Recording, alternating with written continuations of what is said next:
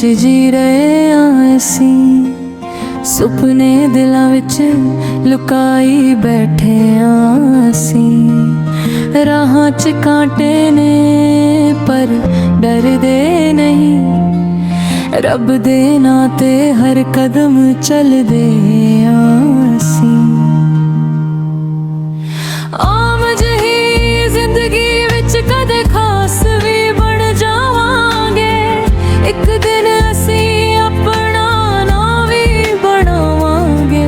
वेखी दुनिया साडी भी गल करेगी, असीं अपनी मंजिल तक पहुंच जावांगे।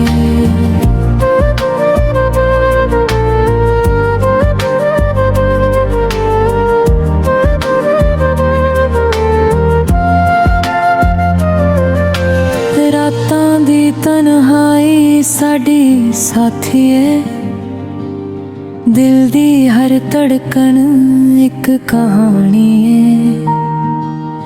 हारां तो सिख के अगे अग वधदे आ, हौसला साडा कदे ना हारदा है।